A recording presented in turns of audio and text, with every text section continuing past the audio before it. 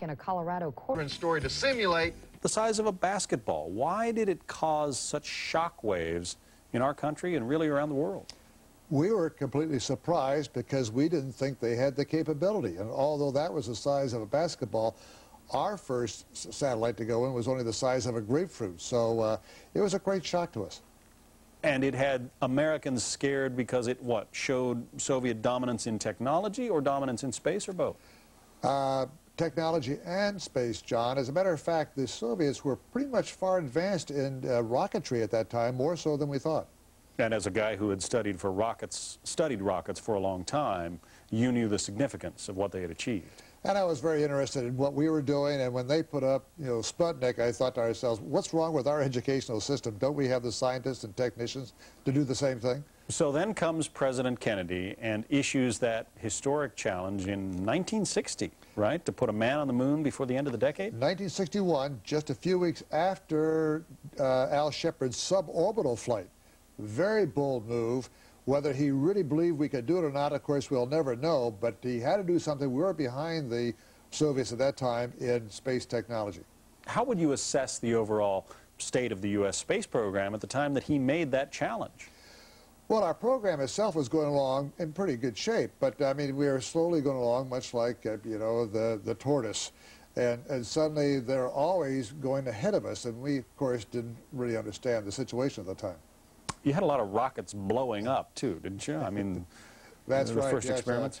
A lot of our ICBMs, like Atlas, were blowing up about every other week down there at the Cape. That couldn't have been too comforting to a guy who was eventually going to be sitting atop one of those things. When I first was briefed on the Mercury program and sitting on top of an Atlas rocket, I thought twice about the whole program.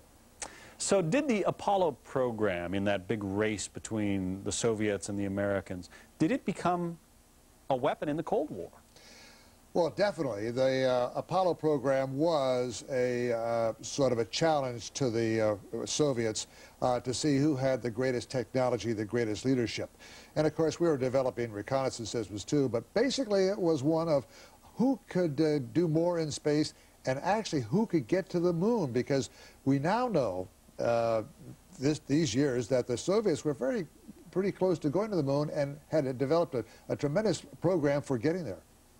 And could have, if a couple of things had gone the other way, could have beaten us. Especially going around the moon like we did in Apollo 8. Right. And they were going to do that with a spacecraft that was controlled entirely from Earth, is that right?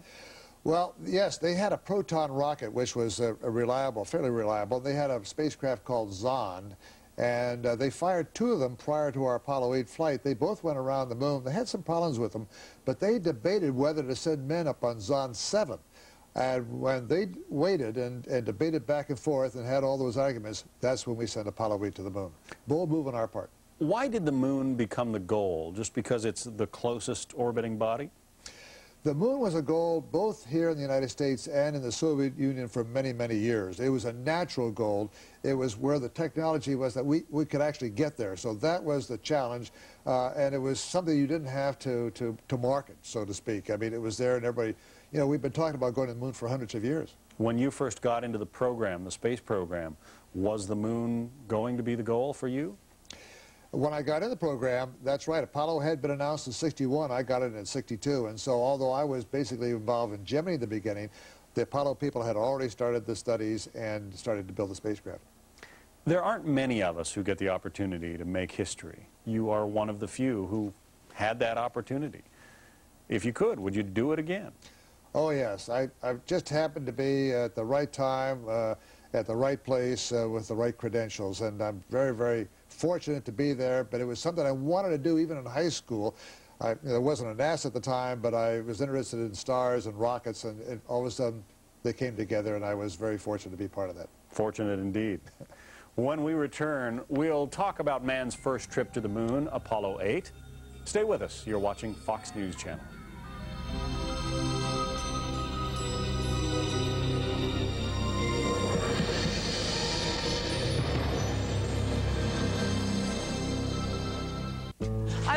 I really enjoy being out here.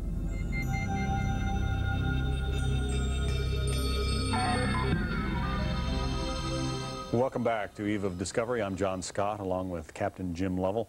Now, recently, I understand you had a reunion with your Apollo 8 crewmates, Frank Borman and Bill Anders, excuse me. That's true, John. Our spacecraft is at the Museum of Science and Industry in Chicago, and every 5 years we all gather. The museum puts on a little fundraiser for some of their work, but we get together and we sort of pat the spacecraft and talk over old times. This was the 30th anniversary of our flight. That spacecraft was exiled for a while. I mean, NASA didn't want it anywhere near the United States for a time. Well, that was 13, not Apollo 8. Oh, Apollo 8. That's right. Apollo 8 was, you know, well received. 13 was the one that was sort of the black sheep of the family. That was banished to Paris for a while. That's right. I sat there in the Paris airport. So your launch, December 23rd, 1968. 30 years ago now. Does it seem like that long? No, as a matter of fact, it brings back fond memories. It was for the 21st, by the way, and it just took us 3 days to get to the moon. And so we got to the moon, guess what, on Christmas Eve. So set the stage leading up to the launch. This was really going to be a historic and a gutsy move to get out of Earth orbit, which nobody had ever done before, and head for the moon. Did you think that you and the program were ready for that? Well, we had, we wondered about that for a long time, and then the countdown came down to the day where it says, here, we've got a fish or cut bait, and we had breakfast that morning, and all three of us, I think, thought to ourselves, this is it. I mean, we're going to the moon. As a matter of fact, we still got up to the top of the gantry at nighttime. Frank and Bill went into the spacecraft, and I was by myself, all suited up, and right next to me was this big Saturn V, and I had looked down, I could see the cars coming into the press site, and I thought to myself, these people are really serious. We're going to the moon. This is not an Earth orbital flight. What do you think your chances of success were, or what did you think your chances of success were?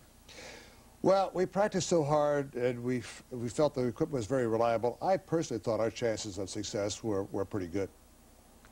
Better than 50-50, Oh, yes, 70, 80%.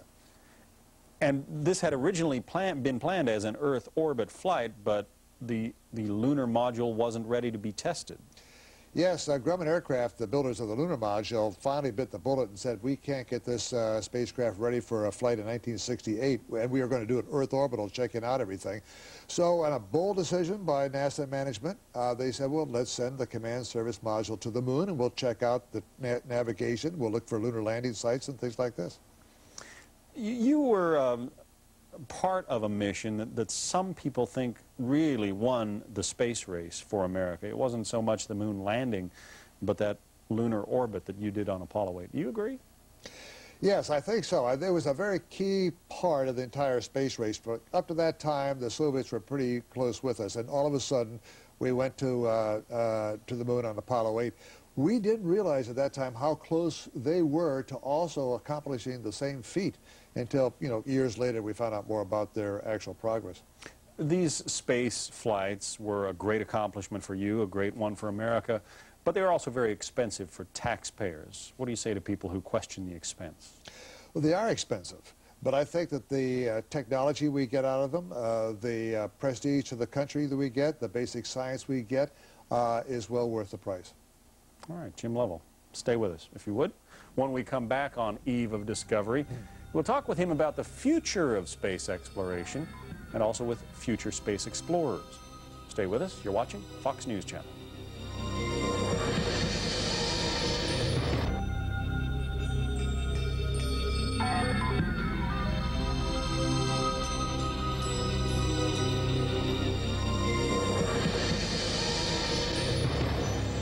Captain Lovell and I got to know each other while covering the STS-95 shuttle mission, whose crew included Senator astronaut John Glenn.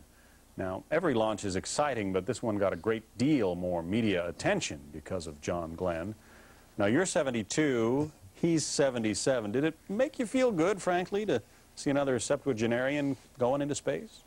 I think so. I think that NASA or the military, tend to say that you're too old to do things, and actually people are doing active things a lot older these days than they had in the past, and one of them was to go up in space, and that was John at 77. Now, of course, a lot of people, including some other astronauts, have said that this was more of a stunt or a political payoff than really a scientific trip. Where do you stand on that question? Well, there's no doubt that the public relations of John going up, being an icon, generated an awful lot of publicity for NASA, but it was good publicity. It brought back an inspirational feeling to a lot of Americans, the people 30, 40, and 50 who remembered John on his very first flight. Political payoff, I don't know, but if it was, you know, more power to it, because he also did a lot for NASA and for the people. And helped reawaken, I guess, for some people, the fact that we have a space program and that it is providing some benefits. That's true, and at the same time, he was trying to generate some more information about the humans in space flight and aging. All right, now let's look at a conversation that you had with John Glenn before his recent shuttle mission, and then we'll find out what the future holds for NASA and for some astronaut hopefuls. It's interesting to see Senator Glenn go back into space again. When I first heard about it, I read it in a newspaper. I thought that I picked up an old newspaper that was dated 1962. John is an icon. John started our program, our first person to orbit. And he has a very serious mission. And it's a great thing. It's a big boost for our program. And liftoff of Discovery with a crew of 6 astronaut heroes and 1 American legend. This space flight, I take it, being a payload specialist, you'll hang up your suit after this flight, and unless you're now, if you ask for a second flight or a third flight, John, I'm going to be mad. We're here for one purpose, really, not just to float around and enjoy ourselves and look out the window, but to do the research and the experiments here that benefit every single person in every home across America. Of course, everybody asks me, what do you think about John Glenn going back into space? And I said, well, you know, even if he wasn't doing anything from a scientific point of view, what you're doing is just bringing in some of the benefits in some of the space program, aura and adventure and suspense, back to the American public. Yeah. Because the dreams that we had are now reality. That's right. And the dreams of today are going to be the reality of tomorrow, and we got to get the kids involved in that. Yeah, that's absolutely right. That's it. Main gear touchdown. Discovery rolls out on runway 33, concluding a journey of 3.6 million miles and a moment in history. Sir, when and if do you see us going back to the moon? I don't see us going back to the moon until we really get interested in making a Mars mission. And perhaps we use the moon as a testing phase. Unmanned probes to the moon, yeah, we're going to do a lot of that. But manned flight probably will be in conjunction with the preparation for a Mars flight. So is that where you'd like to see NASA go in the next decade, century, or? Well, yes, because I think what NASA's doing now is really in the forefront of a lot of good engineering and a lot of discoveries that are helping people back here today. In my Gemini and my Apollo flights, what we learned basically perhaps will help your grandchildren. But what we do now in Earth orbit is helping us today, and that's what we want to keep up. What are your feelings and beliefs on the International Space Station? I see that we are going to have an International Space Station. Let me start out that way. I think that it's very, very important because we'll have a permanent big space station that can learn a lot more about the Earth, looking back at the Earth over a long period of time. We can do a lot of experimentation and science discovery on the microgravity of you know, in space. We can do a lot more with, say, developing new serums, developing new crystals that don't have the gravitational influence because there's no convection up there. We can also look at using the International Space Station as a launching site for, you know, new satellites or recovering satellites. So what does NASA have planned so when I make my bid for it? No, they'll have plenty of plans for you because they'll have a lot more people that they'll have to put up at the space station. It'll be permanent. There'll be a call for new flight members. You don't have to be a pilot. Pilots are not a requirement. In fact, on a flight these days, I think there's only 2 people who really control the spacecraft. That's the commander and the pilot. Everybody else is our mission specialist or payload specialist, and they're involved in various disciplines. So you can be a doctor, a medical doctor. You could be a scientist of some sort, a physicist, an astronomer, a geologist, a biologist. All those kind of disciplines have a place in our space efforts. And, you know, we're still going to gather a lot of our astronauts and a lot of people who work for NASA right here at the military academies. And, of course, the Naval Academy has been very productive in getting astronauts, as you perhaps well know. Probably why I came here most. Well, good. Are you going to be an engineering at all? Or? I'm an astro engineer. Is that right? You're on the right trail. Oh, I've been headed for this since I was 5. So is that right? Well, great. I think the International Space Station will have a lot of influence on generating more interest in the program. And certainly, if we go to Mars and you're just at the right age to do that, it will be a great new frontier for all of us. When we come back, 30 years ago, more than 1 billion people heard Apollo 8's Christmas Eve message. Now you can hear it again. That's next on An Eve of Discovery.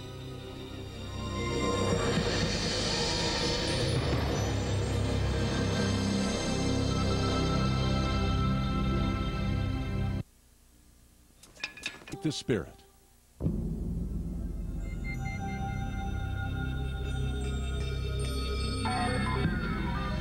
We're back with Captain James Lovell, the astronaut who for many years held records for the most space flights and the most time spent in space. Now, 30 years ago, the Apollo 8 crew made that first historic journey to the moon. I remember it well because I was at my grandmother's house in Denver, you know, spending holidays at her place, and she had the TV on, and we watched, you know, that historic transmission. It was absolutely captivating for, well, a little kid at the time. You went there to get pictures, to test out systems. What was the mission? Well, the mission was, number one, to be able to have the United States go to the moon and come back again to show the technology that we had. That was the beginning of the mission. It turned out that we got there just at Christmas Eve. So we proved out that we could get there. We looked at suitable landing sites. And then very, very fortunately, we had a text that we could really tell to the American people, to the people of the world, not just the American people. And that's what we read from Genesis. All right, for the first time in 30 years, let's relive that Apollo 8 Christmas Eve message. It's now approaching lunar sunrise, and for all the people back on Earth, the crew of Apollo 8 has a message that we would like to send to you. In the beginning, God created the heaven and the earth, and the earth was without form and void, and darkness was upon the face of the deep. And the Spirit of God moved upon the face of the waters. And God said, "Let there be light." And there was light. And God saw the light, that it was good. And God divided the light from the darkness. And God called the light day, and the darkness he called night. And the evening and the morning were the first day. And God said, "Let there be a firmament in the midst of the waters. Let it divide the waters from the waters." And God made the firmament, and divided the waters which were under the firmament, the waters which were above the firmament. And it was so. And God called the firmament heaven, and the evening and the morning were the second day. God said, "Let the waters under the heaven be gathered together into one place, and let the dry land appear." And it was so. And God called the dry land earth, and the gathering together of the waters called he seas. God saw that it was good. And from the crew of Apollo 8, we close with good night, good luck, a Merry Christmas, and God bless all of you on this good earth. Well, Captain Jim Lovell, it's as great a present to the world today as it was 30 years ago. We thank you for that. And Fox News Channel would like to thank the Midshipmen of Annapolis, the Chicago Museum of Science and Industry, the Kansas Cosmosphere and Space Center, and for the film of the Gemini and Apollo missions, we thank NASA. A happy holiday to you, Captain Lovell, and also to all of you on this Christmas holiday and Eve of Discovery.